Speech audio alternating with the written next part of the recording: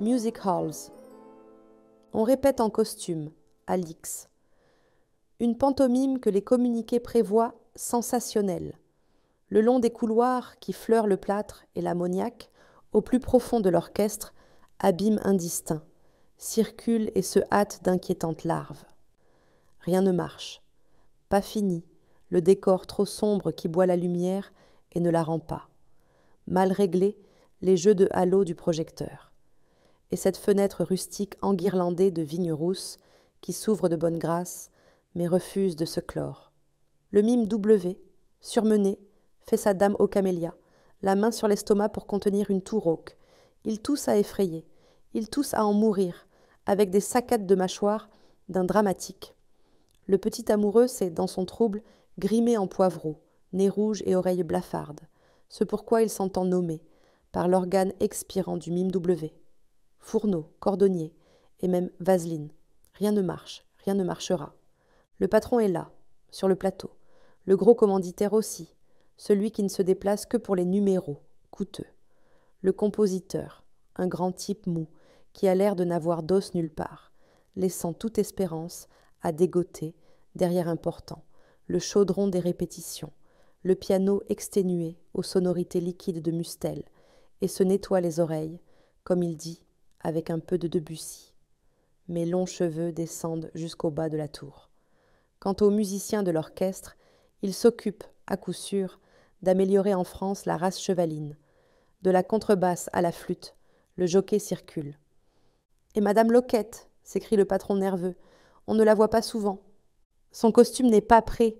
exhale le mime W dans un souffle. Le patron sursaute et aboie. Au premier plan, la mâchoire tendue au-dessus de l'orchestre. « Quoi ? Qu'est-ce que vous dites ? Son costume pas prêt ? Un costume à transformation quand on passe ce soir. C'est des coups à se faire emboîter, ça, mon petit. » Geste d'impuissance du mime W. Geste peut-être d'adieu à la vie, il est si enrhumé. Soudain, l'agonisant bondit comme un pelotari et retrouve une voix de bedeau pour beugler. Touchez pas à ça. C'est mon lingue à jus de groseille. Avec des mains d'infirmière, il manie et essaie son poignard truqué, accessoire de précision qui saigne des gouttes sirupeuses et rouges. Ah, voilà Madame Loquette, enfin. On se précipite avec des exclamations de soulagement vers la principale interprète. Le gros commanditaire assure son monocle. Madame Loquette, qui a froid, frissonne des coudes et serre les épaules sous son costume peut-être monténégrin, sans doute croate, à coup sûr moldovalaque, avec quelque chose de dalmate dans l'allure générale. Elle a faim. Elle vient de passer 4 heures debout chez Landolph. Elle bâille d'agacement. Voyons ce fameux costume. C'est une déception. Trop simple, murmure le patron. Un peu sombre.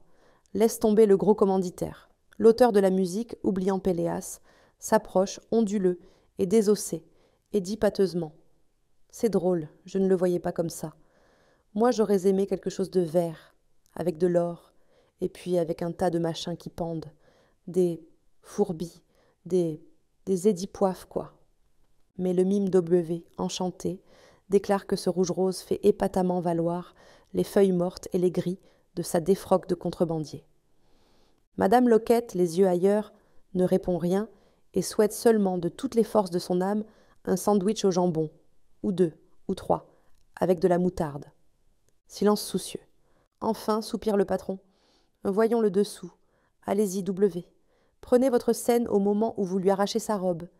Le bronchité, le pneumonique se transforme, d'un geste de son visage en brute montagnarde, et se rue, poignard levé, sur Madame Loquette, l'affamée Loquette devenue brusquement une petite femelle traquée, haletante, les griffes prêtes. Il lutte un court instant, la robe se déchire du col aux chevilles. Madame Loquette apparaît demi-nue, le cou renversé offert au couteau. « Hep ! Arrêtez-vous, mes enfants, l'effet est excellent. Pourtant, attendez. » Les hommes se rapprochent de la principale interprète. Silence studieux. Elle laisse, plus indifférente qu'une pouliche à vendre, errer leur regard sur ses épaules découvertes, sur la jambe visible hors de la tunique fendue. Le patron cherche, clappe des lèvres, ronchonne. Évidemment, évidemment, ce n'est pas assez nu là.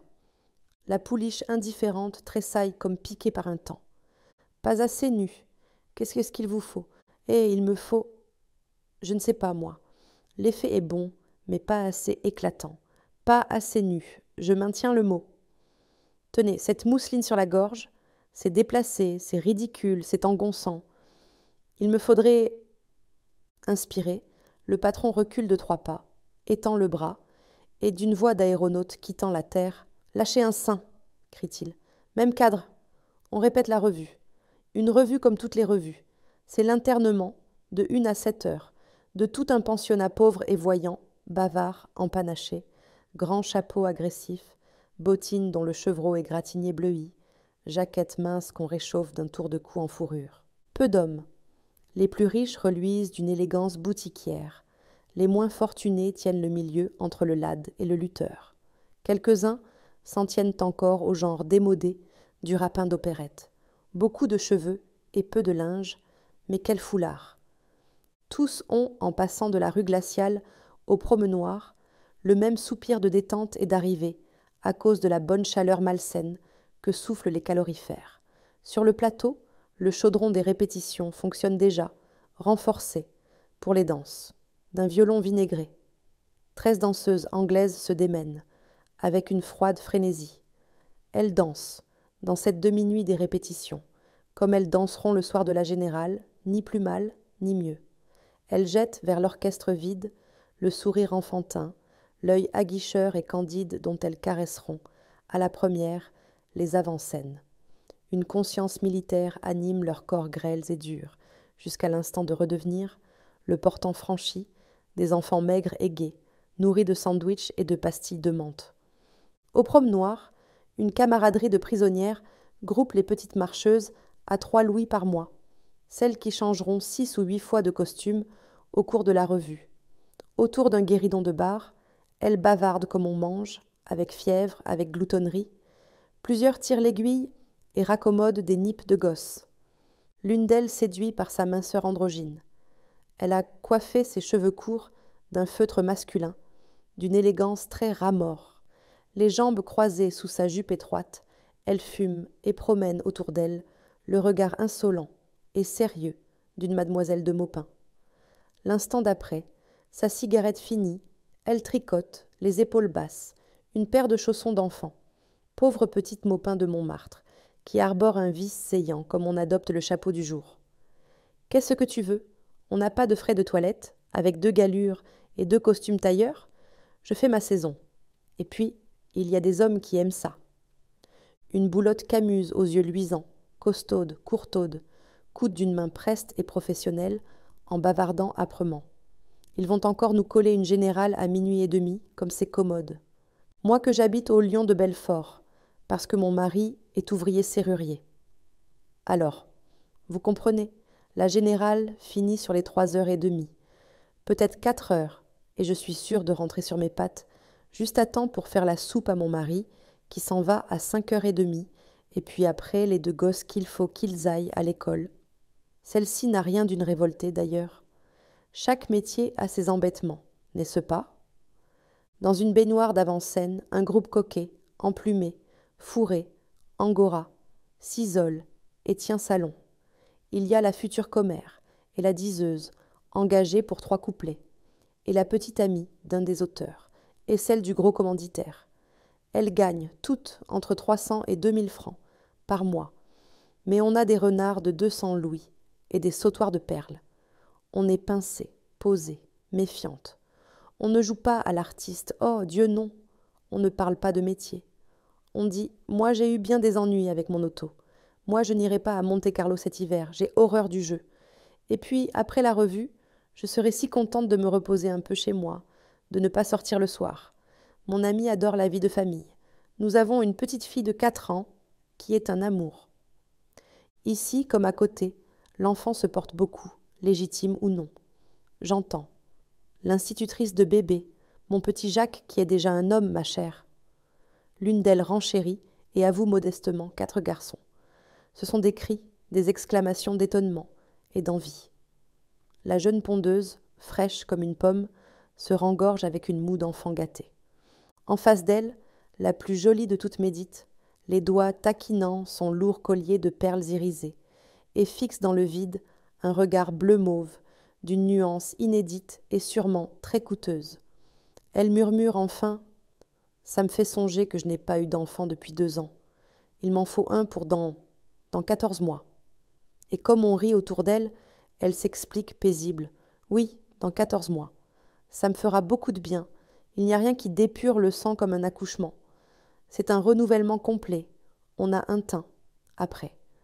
J'ai des amis qui passent leur vie à se purger, à se droguer, à se coller des choses sur la figure. Moi, au lieu de ça, je me fais faire un enfant. C'est bien plus sain. » Rigoureusement sick. En quittant le promenoir, je frôle du pied quelque chose qui traîne sur le tapis sale. Un peu plus, j'écrasais une main, une petite patte enfantine, la paume en l'air. Les petites Anglaises se reposent là, par terre, en tas. Quelques-unes, assises, s'adossent au mur. Les autres sont jetées en travers de leurs genoux ou pelotonnées en chiens de fusil et dorment. Je distingue un bras mince, nu jusqu'au coude, une chevelure lumineuse en coque rousse, au-dessus d'une délicate oreille anémique. Sommeil misérable et confiant, repos navrant et gracieux de jeunes bêtes surmenées. On songe à une portée de chatons orphelins qui se serrent pour se tenir chaud.